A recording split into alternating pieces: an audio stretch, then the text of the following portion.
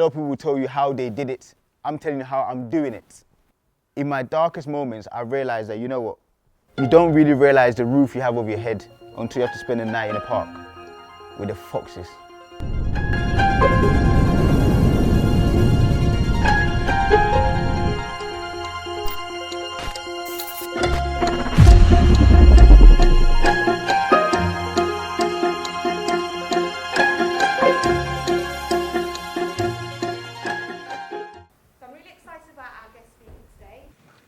Go on, son. Looks like you had a fight with the rain won, yeah? Okay.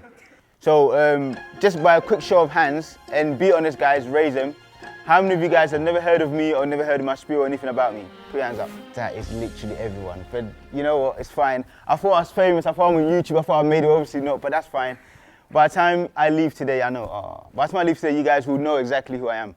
But without further ado, I'm going to play you guys a little video, intro, about one thing that I do, but there's a few things that I do. It's just one little aspect of what I do. And by the way, whilst you're watching this video, if you hear anything that resonates with you, click your fingers. Like, I don't expect you to start shouting and wooing and just click your fingers. That means that, you know what, there's something in there that has resonated, and that will inform me about what you guys are like and what I'm going to talk about. So my talk is that impromptu that what you do now will inform what I'm going to talk about. Ain't that amazing? Nothing scripted. Okay, can we play a video, please? These are the days of big dreams but no ambitions. The days where it's easy to find a sex mate but not a soulmate. Let's all do something today. Today is the day that we take that small step for ourselves and that huge step for humanity to embrace change. So let's change our thinking, change our principles, change our beliefs. The main thing I want to concentrate on today is aspirations. Aspirations that people have, aspirations that people don't have. Does anyone know what this is? It's a phone. But I'm going to come back to that later on and explain to you guys why I got that out. Okay, so as no one here really knows my spiel or doesn't really know anything about me, that video doesn't really tell a lot about me. It just tells you that I can do a bit of spoken word and I speak a lot and I've been to a school before. That's about it. But the main thing I want you guys to actually know is that you guys are in year 12, and obviously I was a student. I went to sixth form as well, not this one. By the time I got to year 13, I was homeless. So year 12, I was cool. Everything was cool. Towards the end of year 12, by the time I got to year 13, the transition between the summer holidays, I became homeless. Now that was the toughest part of my life. How did I get through that? I'll give you guys a little insight to that. So from around about April-ish, you start to take your exams, start to fall out with my mum at home. And I literally just didn't want to be at home. We were clashing all the time. She didn't want me there. I decided, quite stupidly, I think at that time, come back now, not at that time, that it's best if I just leave the house. So literally one day I was in my bedroom looking outside the window and looking out into the field next to my house, and I just felt like I was in prison. And I felt like, even though I can go outside, I felt like I'm always the person on the other side looking in, but actually I am inside looking out. So I picked up my wallet, didn't even take my charger, and I walked out. I didn't go back. And I carried on walking. 2 days later, I didn't go back. A week later, I didn't go back. First couple of days was alright. I made it like a bit like an adventure, but it wasn't really. I slept around a friend's house, one of my training partner's house.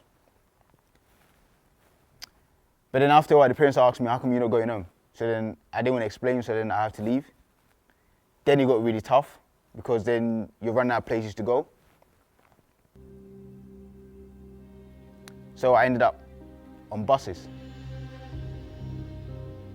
I ended up in parks, park benches. You know, it's kind of cool when you come sixth form and all your friends are there and you're like, oh, how are you, what are you doing tonight? Oh, I'm watching, I don't know, Love Island. What are you doing tonight? Oh, I'm going out for drinks tonight with my mates, we're going out for a meal. And then they get to you and you avoid a question, because I know I have nowhere to go after school.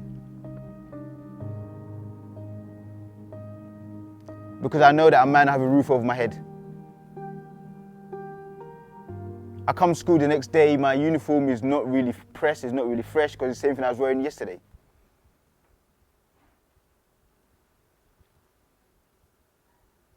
So, I avoid having conversations with people, but no one really knows what's happening.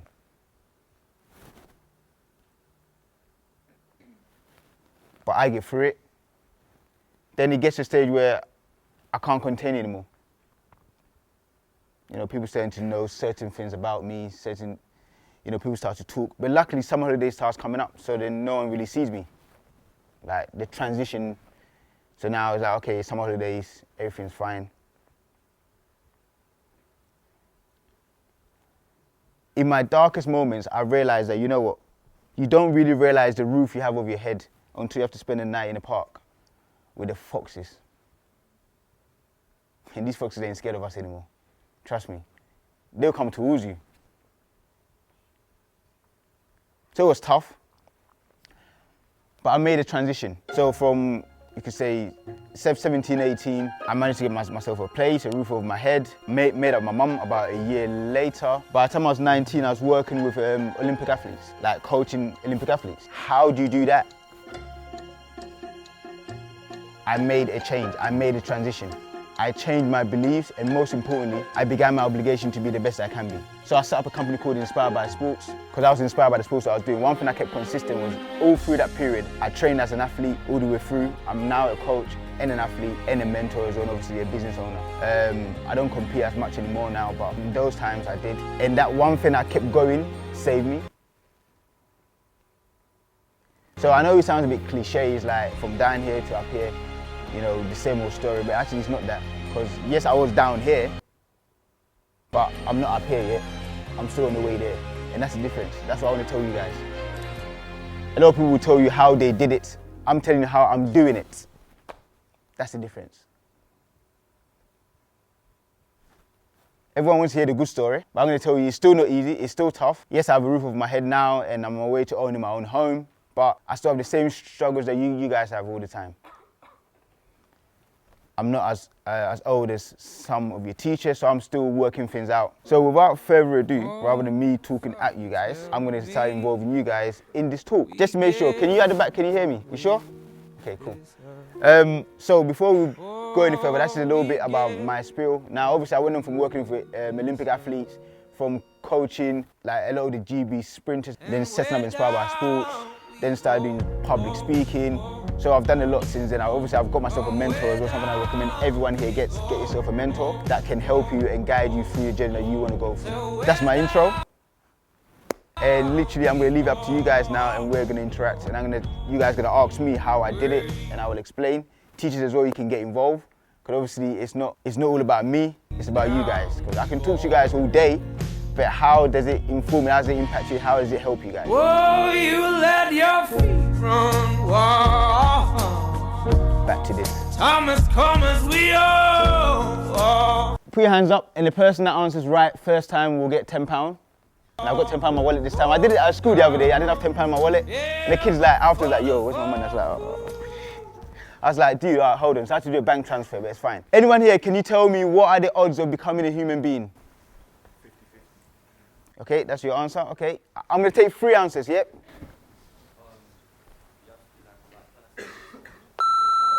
The odds of becoming a human being. Yeah, go on. Pardon? 3 trillion. 3 trillion. Okay, anyone else? I'm gonna take 2 more answers and that's it. 1 in 46 billion. 1 in 46 billion, that's a big number. Okay.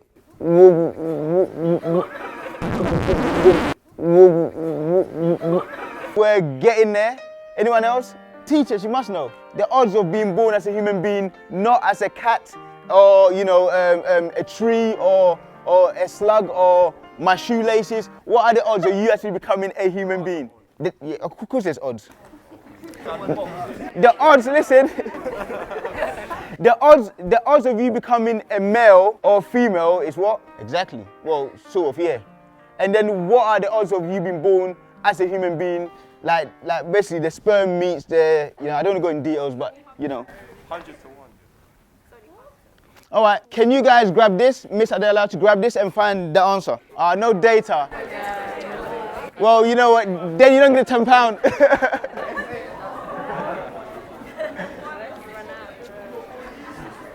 I would tether, but you know. 1 in 40 million. I got it first. You're both wrong. 400 trillion to 1. That's what I said. All that time. Did you guys hear it? I didn't hear it. I said that. Oh, but I didn't hear you. 400 trillion to 1, guys. Let me say that again. 400 trillion to 1. Wait. Let me just say that again. 400 trillion to 1. How do they calculate? I'm not Einstein, I'm not a mathematician, but the odds have been calculated and that's the fact. But the point I'm trying to make here is, guys, the first thing is, that is a big number. By the way, the odds of you becoming a human being is 400 trillion to 1. But just imagine, you being a human being who's healthy, who lives in Europe, in the Western world, who doesn't live in a communist country where there's no wars, who has both arms and legs, who has freedom of speech. Like, it's crazy how lucky we actually are. Do you guys understand what I'm trying to get here? You know WhatsApp's been blocked in China. No, forget about Snapchat. You can't even use WhatsApp in China. You guys have free internet, like, not free, I mean like, you have an internet that's not filtered. So before we go any further, yes, my story sounds a bit sad and harrowing and da-da-da-da, but you know what, when I actually think about it, I am as lucky as, like, really. What am I to complain? What am I complaining about? Can't complain. There is so much opportunity, guys. It's almost endless. You're healthy, Western world, you live in a country where you don't get shot if you're black or white or whatever it is, like, you know, freedom of speech, free education. Now, I'm being serious. Now, let's start taking advantage of that. Oh yeah, do you know why I raised this? Because, by the way, everything you want to know, facts, information, it's all at your fingertips. If I'm lying, say so. Like, you could literally Google it and find out. You don't have to type anymore. Hello, Google, what's the odds of becoming a human being? The odds of becoming a human being? No, irritating voice. And then they will tell you. So please, ladies and gentlemen, please. My talk today is not about me. It's not even about you. It's for every person who has a dream, who's not willing to quit on that dream. Now, your dream could be as small as you just want to make 55,000 a year becoming a head teacher. It could be like you might want to be a YouTuber. Like, I'm looking at her, she's nodding her head. Yes, you. Yeah.